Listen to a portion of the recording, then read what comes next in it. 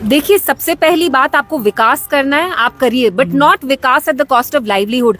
आप लोगों के पेट पे लात मार के ये विकास नहीं कर सकते। बिजबेहाड़ा में जो भी ये प्रपोज रेलवे लाइन है, it's gonna go through Bijbehara, Awantipora and Pulwama. ये सारा ऑन एग्रीकल्चर लैंड है, जहाँ पे लोगों के ऑर्चर्ड्स हैं, जहाँ पे उनको एक सस्टेनेबल सोर्स ऑफ इनकम आ रही है। आप उनसे वो तक छीनना चाहते हैं। ऑन वन हैंड यहाँ जो सरकारी मुलाजिम है, आप उनको निकाल रहे हैं।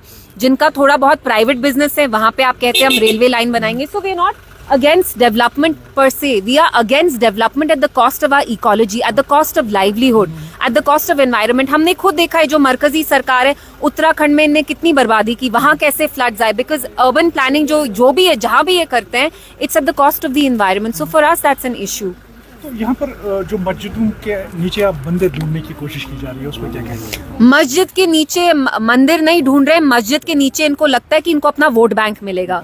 क्योंकि जो इनका मेजॉरिटी वोट बैंक है वो हिंदूज हैं, जो रैबिड हिंदूज हैं ज्यादातर। उनको ये बहलाना फुसलाना चाहते हैं, उनको ये दिखाना चाहते हैं, जताना चाहते हैं कि देखो मुसलमानों को तो हमने तंग किया ही, सोशली इकोनॉमिकली।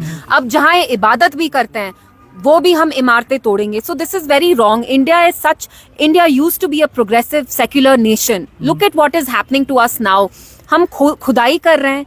ये क्या डेवलपमेंट का कुछ सिंबल है? कश्मीर में आप कहते हैं हम रेलवे लाइन बनाएंगे, लेकिन यहाँ पे जो मेजॉरिटी मुस्लिम्स हैं, उनके आप मॉस्क तोड़ना चाहते हैं। So this is not the country that was founded by Mahatma Gandhi ji. This is more of Godse's India than Gandhi ji's India. Ma'am, आखिर में जानना चाहेंगे यहाँ के एमएलएज के बारे में क्या कहेंगे, क्योंकि आज तक उन्होंने कोई भी काम जो है उस तरह का नहीं किया है। दूसरा कि क्या नहीं काम किया, तो ये जो यहाँ तक जो भी हुआ अभी तक, वो किसने किया है?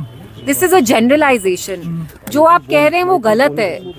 न्यूली इलेक्टेड एमएलएज क्या? अच्छा, सॉरी, मैंने आपका सवाल नहीं सुना, फिर से पूछिए। न्यूली इलेक्टेड जो एमएलएज है, उनके लिए क्या कहेंगे आप? मतलब क्या कहूँ मैं?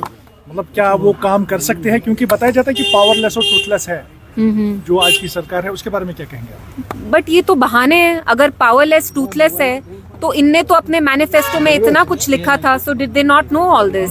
Why are they powerless? सरकार तो इनकी है, तो ये क्यों नहीं काम कर रहे हैं? रहा हमारे जो 3 एमएलएज हैं, वो आप देख रहे हैं कितना वोकल है। असेंबली में रेजोल्यूशन तक 370 पे पीडीपी ने लाई। पीडीपी के बस 3 एमएलएज हैं, लेकिन उस जमात ने नहीं लाई जिनके 50 एमएलए, पीडीपी के एमएलएज ने लाई। तो जब आपको काम करना होता है, यू फाइंड अ वे। बाकी आपको बहाने चाहिए। आप तो 70 साल से यहाँ इक्तिदा में आ रहे थे, गर्ज आपको है नहीं काम करने का, तो you will always look for excuses and you will find an excuse.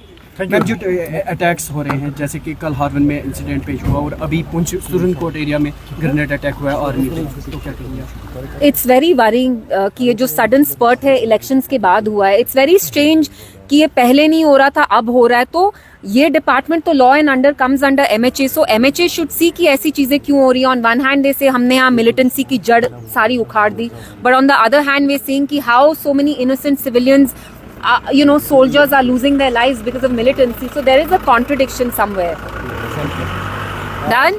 Thank you. Ma'am, आपसे जानना चाहेंगे, नेशनल कॉन्फ्रेंस ने अपनी तरफ से अपील की है फिर से जो शेख अब्दुल्ला की हमारे हमें हर साल मिलती थी। क्या आपको लगता है कि वो प्रस्ताव जो रखा है नेशनल कॉन्फ्रेंस में वो सही है कि उनके दिन पे जो है उनका दिन birth anniversary of Sheikh Abdullah? मुझे लगता है अगर ये जद्दोजहद हम 370 के लिए करते तो बेहतर होता। इट्स सो सैड कि पीडीपी, जिसकी बस 3 एमएलएज है, हमने आर्टिकल 370 पे रेजोल्यूशन लाई, उस जमात ने नहीं लाई जिसपे लोगों ने इतना अपना एतबार जताया, ट्रस्ट किया। तो हम यहाँ किसी एक पर्सनालिटी को प्रमोट करने के लिए नहीं है।